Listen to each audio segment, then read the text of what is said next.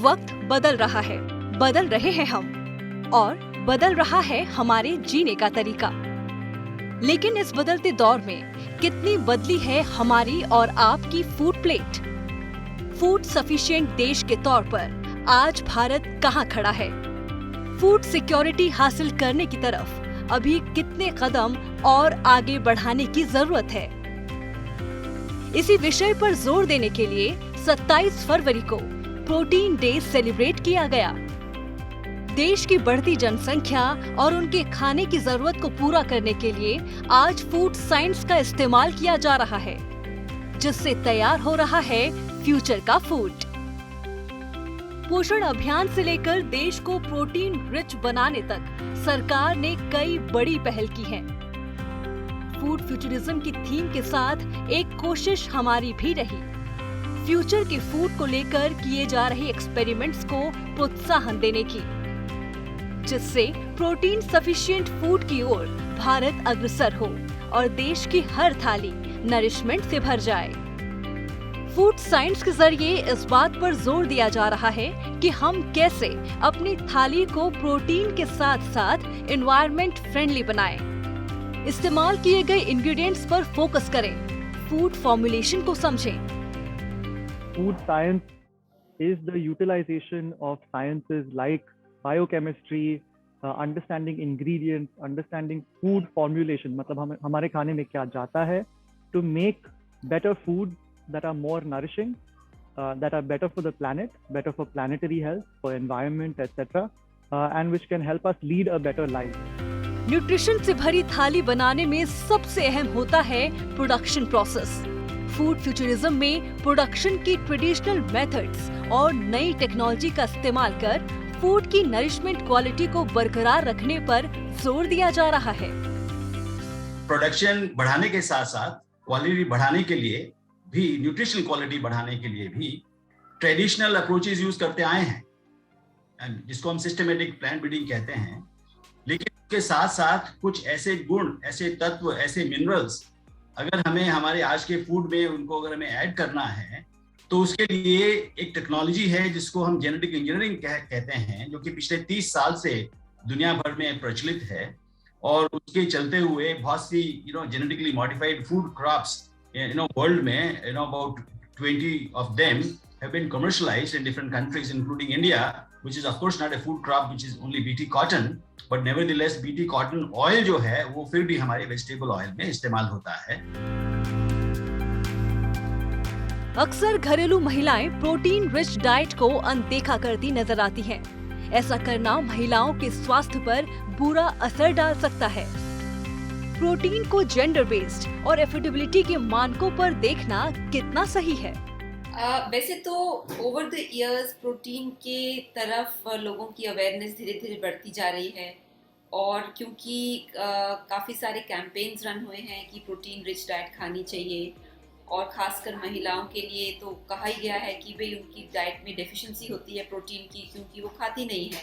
और आपको पता है कि हमारे समाज में अगर घर में जैसे दूध आता है, दही आता है, तो वो नॉर्मली महिलाएं नहीं खाती हैं। वो सोचती हैं कि हमारे जो बच्चे हैं उन्हें मिले, और ख़ासकर जो मेल चाइल्ड है उसे पहले मिले। और महिलाएं, घर की जो माएँ होती हैं, वो बहुत ही डेफिशिएंट हर तरीके से, चाहे वो प्रोटीन है, विटामिन है, मिनरल है, बहुत ही डेफिशिएंट डाइट वो खाती हैं। तो ये तो एक इंडिया का और बहुत सी डेवलपिंग कंट्रीज़ का एक रियलिटी है। मगर अगर हम आमतौर पे ये देखें कि क्या प्रोटीन पर्याप्त रूप में लेने में, क्या वो सिर्फ, जैसे बहुत लोग सवाल पूछते हैं क्या हम नॉन वेजिटेरियन बने कि तभी हमें प्रोटीन पर्याप्त रूप में मिले, तो ये भी एक गलत धारणा है, क्योंकि वेजिटेरियंस को पर्याप्त रूप में प्रोटीन अपने ही खाने पीने से बहुत अच्छी तरह से मिल सकता है, और बहुत ही सस्ते और बजट में मिल सकता है, जिसके लिए आपको बहुत महंगी चीज़ें खरीदने की ज़रूरत नहीं है।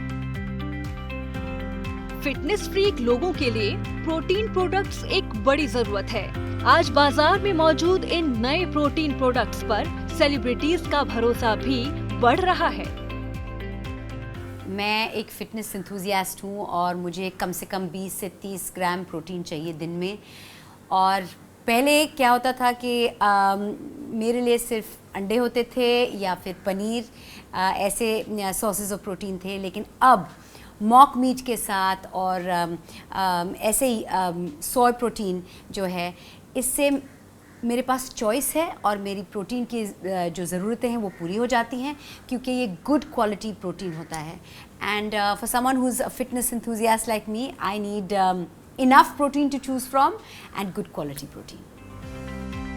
अपनी थाली को प्रोटीन सफिशिएंट बनाने के लिए आज हमारे पास कई विकल्प मौजूद हैं. फूड साइंस के जरिए इन्हीं विकल्पों से सबसे बेस्ट को चुनना आपके लिए आसान हो जाता है. और वो कैसे? So protein sufficiency has always been a very debatable issue in India because as a country we are, I would say, mostly vegetarian. Today, of course, with protein being the talk of the town, when there are different kinds of ways of eating. You have vegetarianism, you also have veganism, you have fruitism, and of course you have the non-vegetarians, which are people like me. So in fact, I would assume that when I eat what I eat, I have sufficient protein. But sometimes that may not always be the truth. So I think the role of food science here would be to see that there is less wastage. There is actually enough of nutrients in the food that we are consuming. And of course, there is sustenance as far as the farmers are concerned. I also feel that in a country like India, where most of the people don't get one proper square meal a day, I think with the advent of food science in a big way, I think the way forward is to see that everybody gets that one square meal that is actually nutrient heavy and what they need for a proper day's work. Food futurism का mission है food science के जरिए future के food को protein sufficient बनाना, जिससे भारत की हर थाली nourishment से भरी तो हो ही, साथ ही फूड वेस्टेज कम से कम हो और सस्टेनेबिलिटी बढ़े. इस विषय पर बढ़ती जागरूकता ही फूड फ्यूचरिज्म के मकसद को सफल बनाएगा.